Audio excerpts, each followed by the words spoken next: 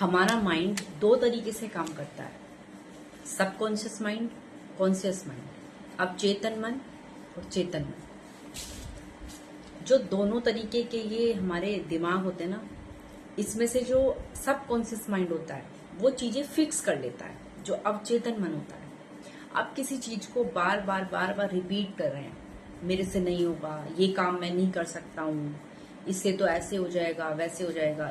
ये जो ऐसे नेगेटिव थॉट्स आप लाते हैं, बार बार अवचेतन मन में ये बात जाती है, वो फिक्स हो जाता है। फिर आप इतने नेगेटिव हो जाते हैं कि वो चीजें वहां पर फिक्स हो जाती है और वो कभी नहीं हटती हैं, है ना।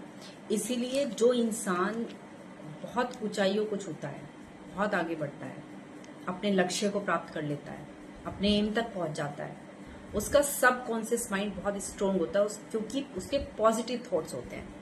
सबकॉन्शियस माइंड में अगर आप जैसे थॉट डालेंगे वो वैसा हो जाएगा। वो इंसान सबकॉन्शियस माइंड में हमेशा पॉजिटिव थॉट डालता है, ये काम होगा, ये काम मैं करूंगा, इसमें चाहे कितना टाइम लग जाए मुझे करना है। ये होता है सबकॉन्शियस माइंड में बात को कवर कर लेना, और उसी से उसको फिर सफलता मिल जाती है। असफलता क्यों मिलती है? नेगेटिव थॉट्स, है ना।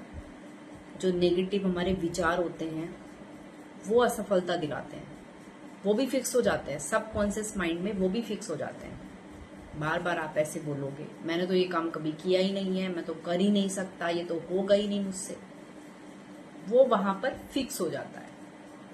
ये डिफरेंस होता है सबकॉन्शियस और कॉन्शियस माइंड में, है ना। पॉजिटिव रहो, मेरी क्षमता हो ना हो मैं कोशिश करूंगा, है ना। पॉजिटिव रहना बहुत जरूरी है, क्योंकि पॉजिटिव रहने से आपका माइंड तो सेट रहेगा, आपकी बॉडी सही रहेगी। आपके यहाँ से जो थॉट चलता है ना, वो पूरी बॉडी को जो है कवर करते हैं, पूरी बॉडी पे उनका इफेक्ट होता है ना।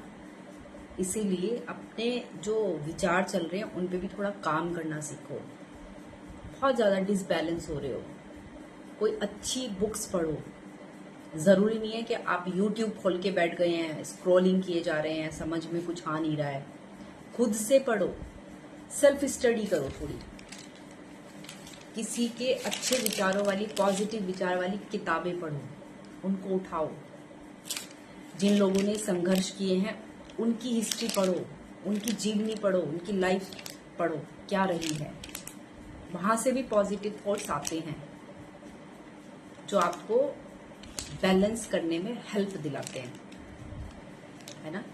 तो खुद को किसी ना किसी तरीके से पॉजिटिव रखना है। यहाँ से आप यहाँ से पॉजिटिव रहेंगे, आपकी बॉडी भी ठीक रहेगी। बहुत बहुत सारे मैंने ऐसे केसेस देखे हैं कि जो सब कुछ ठीक होते हुए भी यहाँ से बेकार होते हैं, यहाँ से नेगेटिव होते हैं, उनकी बॉडी भी फिर वैसा ही काम करना शुरू कर देती है।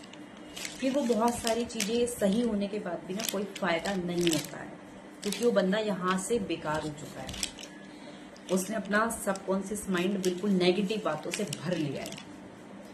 वो चीजें इतनी पक्की हो जाती हैं फिर कि वो चेंज नहीं होती हैं। इसीलिए खुद को पॉजिटिव रखो, तरीके देखो, चीजें ढूंढो, क्या कर सकते हैं। आप इग्नोर कर देते हो, कोई बात नहीं, हो जाएगा, वही बातें सोचते रहते हैं, लेकिन उससे ना आप बिल्कुल बॉडी वाइज खराब होते जाते हैं। वो चीजें रेगुलरिटी में आ जाती हैं, वो चीजें यहाँ से पागल कर देती हैं बिल्कुल माइंड को खराब। फिर किसी एक टाइम ऐसा होता है कि आप कुछ करने लायक बचते नहीं हैं, फिर आपकी डॉक्टर भी हेल्प नहीं कर सकते हैं, फिर आपको रेगुलर बेस पे आपको लाइफ टाइम दवाइयाँ खानी पड़ती हैं। ये इफेक्ट होता है पॉजिटिव माइंडसेट का, आपके सकारात्मक विचारों का। पॉजिटिव रहेगा।